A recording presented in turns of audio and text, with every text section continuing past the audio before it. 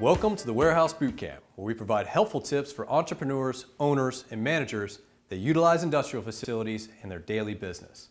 I'm John Jackson, and today I'm going to tell you about a very important tool for decision making called the lease versus own analysis.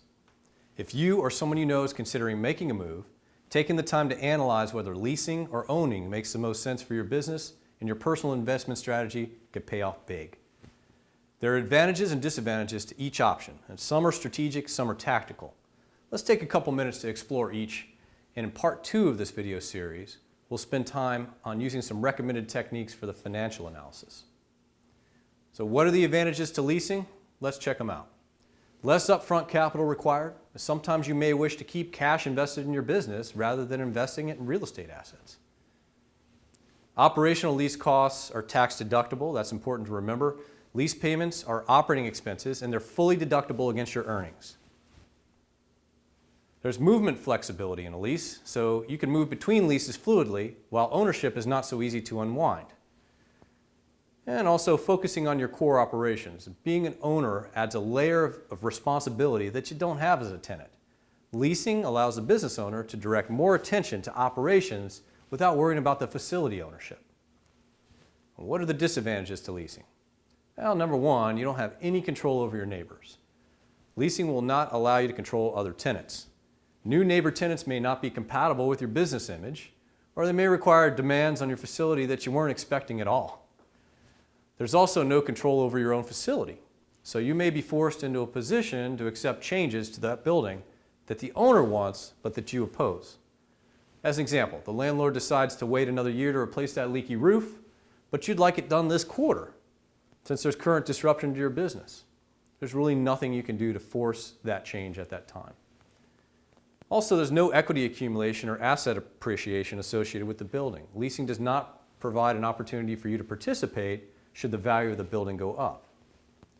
What are the advantages to owning? Well, number one, control. As the owner, you have the right to operate the facility however you wish. You can invest as much or as little as you wish and carry out your own strategies related to the facility. It's also a stable investment. Overall, real estate can be a great place to invest your money in the long term. Owning commercial real estate can be an excellent hedge against inflation and a good way to diversify your investment portfolio. There's also tax benefits that you need to consider. As the owner of commercial real estate, you can take tax savings from cost recovery and mortgage interest expense during the entire holding period of the asset. What are the disadvantages to owning? Well, number one, distraction from your core business.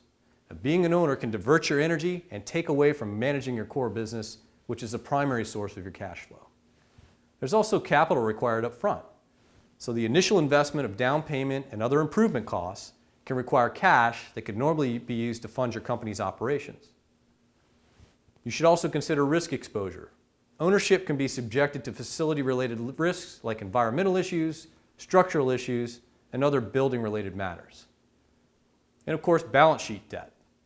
The financial liability of a mortgage can negatively impact your balance sheet by increasing long-term liabilities and negatively affecting your debt-to-equity ratio. Lastly, the lack of flexibility in ownership. It's possible that the facility could be difficult to expand or downsize based on the ongoing requirements of your business. So in this situation with a lease, you could simply move on to the next facility at the end of the lease term. When you own, your options are a little more limited. Well, folks, that's it for today. Tune in next time for part 2 of this series, where we cover how to conduct lease versus own financial analysis. As always, feel free to visit our team website at tampabayindustrialadvisors.com.